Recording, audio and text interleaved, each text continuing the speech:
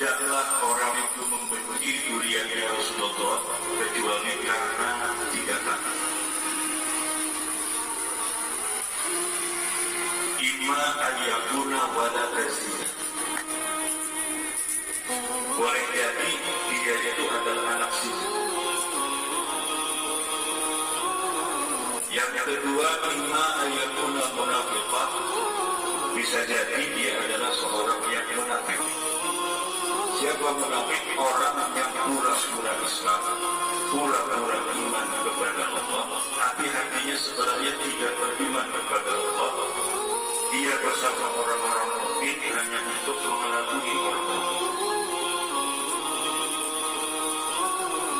Wa imma an yakuna abu jama'al mukminin, atau ayahnya ketika berhubungan dengan ibunya dalam keadaan tidak suci, ibunya dalam keadaan kemudian dari hubungan itu jadi dia. Kalau orang tidak termasuk 3 di antara itu, insya Allah kepada duriannya Rasulullah Muhammad SAW tidak akan ada rasa ingin, tidak akan ada rasa benci. Walaupun umpama duriannya Rasulullah itu melahirkan perbuatan yang tidak elok.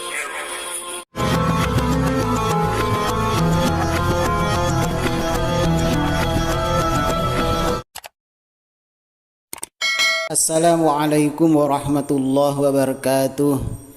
Bismillah walhamdulillah wala hawla wala quwata illa billah. Wassalatu wassalamu ala rasulillah sayyidina wa maulana Muhammad ibn Abdullah wa ala alihi wa sahbihi wa mawalah wa ba'du.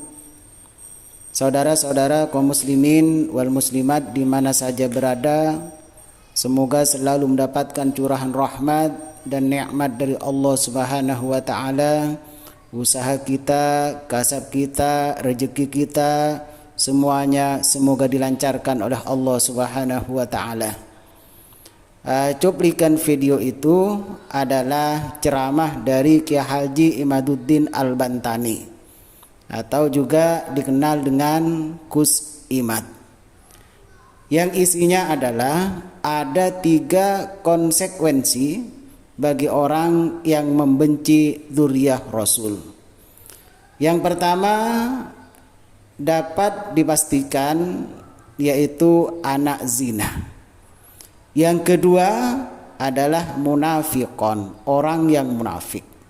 Yang ketiga, ayahnya ketika bersetubuh dengan ibunya tidak suci atau dalam keadaan tidak suci.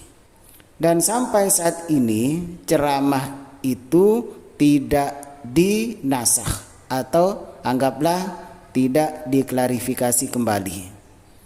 Bahkan beliau menyampaikan walaupun dzurriyyah Rasul menzahirkan, artinya menampakkan perbuatan yang kurang elok, tidak boleh dibenci. Kurang lebihnya seperti itu. Dan pada konten kali ini saya akan membaca sebuah kitab yang dikarang oleh Syekh Nawawi Al-Bantani. Berarti kelahirannya, tempat kelahirannya itu sama-sama Banten dengan Kiai Haji Imaduddin. Kitab ini adalah kitab Qomi'ut Tuyan yang mana di dalamnya terdapat pembahasan tentang orang yang tidak senang pada syurafa. Syurafa itu adalah kalimat jamak keluar dari mufrad syarifun. Jadi kalau syurafa itu beberapa syarif, kalau syarifun seorang atau satu orang syarif.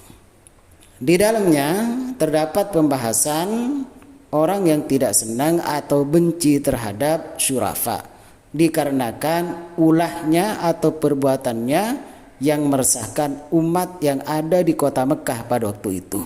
Selanjutnya langsung saya baca kitab Qomil Tuyan Sahifa 22. Qala Ibnu Arabi. Syekh Ibnu Arabi berkata, wa yambaghi likulli muslimin, selayaknya seyogyanya bagi setiap orang Islam ayat taqida, harus meyakini anna jami'a ma yasduru min ahlil bait, bahwa sesungguhnya segala sesuatu yang keluar atau yang dikerjakan oleh ahlul bait qad afallahu anhum fih, sungguh Allah telah mengampuni mereka. Walaisa lana dzam wahadin fakaifa bi ahlil bait, kita tidak boleh mencaci seseorang, lalu bagaimana dengan ahlul bait. Faqad akhbarani siqatu indi bi Makkah, seorang yang terpercaya menceritakan kepada saya pada waktu berada di Mekah. Qala kuntu akrahu ma yaf'alu syurafa'u bi Makkah fin nasi. Seorang yang terpercaya, kata Syekh Nawawi Al-Bantani, seorang yang terpercaya menceritakan kepada saya di Mekah, aku benci terhadap kelakuan para syarif, yaitu benci kepada cucu Nabi, benci kepada keturunan Nabi yang bertindak sewenang-wenang terhadap orang-orang yang ada di Mekah. Nah, kemudian setelah itu faraitu fin naumi Fatimah binta Rasulillah sallallahu alaihi wasallam. Kemudian aku bermimpi Siti Fatimah binti Rasulillah wa hiya mu'ridatun anni. Dia berpaling dariku. Dia tidak melihatku. Dia berpaling dariku. Fasalamtu alaiha. Kemudian aku memberi salam padanya. Wa sa'altuha an iradiha, dan menanyakan kenapa beliau berpaling dariku. Faqalat, maka Siti Fatimah menjawab, innaka taqa'u fis syurafa, sungguh engkau telah mencelah para syarif yang mulia, yaitu anak cucu Nabi Muhammad sallallahu alaihi wasallam. Nah, jadi sudah jelas Siti Fatimah tidak menoleh, Siti Fatimah tidak melihatnya, karena dia orang yang dipercaya itu tidak senang kepada syarif, kepada anak cucu Rasulullah sallallahu alaihi wasallam. Faqultu laha ya sayyidati ama taraina ma yaf'aluna fin nas, faqalat alaysa hum abna'i. Aku menjawab, wahai sayyidati, wahai tuanku, apakah engkau tidak tahu apa yang dilakukan oleh para syarif terhadap orang-orang yang ada di Mekah? Bagaimana jawaban Siti Fatimah? Faqalat alaysa hum abna'i. Beliau Siti Fatimah radhiyallahu anha menjawab, bukankah mereka anak-anakku? Faqultu laha minal an tubtu fa aqbalat alayya fastayqattu. Kemudian aku menjawab pada beliau, minal an, mulai saat ini, mulai saat sekarang, tubtu, saya bertobat. Dengan kata-kata itu, fa aqbalat alayya, kemudian Siti Fatimah melihatku. Kemudian Siti Fatimah menghadapku. Fastayqadtu, kemudian aku bangun. Nah, dari ibarat itu dapat kita ambil pelajaran. Yang pertama kita lihat siapa Syekh Nawawi Al-Bantani. Syekh Nawawi Al-Bantani termasuk dari kubara minal ulama, pembesar-pembesar dari ulama yang kitabnya sering dijadikan rujukan. Nah, dijadikan rujukan oleh para ulama untuk menghasilkan sebuah hukum. Dan juga beliau adalah ulama besar, berasal dari Indonesia, bertaraf internasional. Beliau juga menjadi imam Masjidil Haram di Saudi Arabia. Beliau bergelar Al-Bantani karena berasal dari Banten.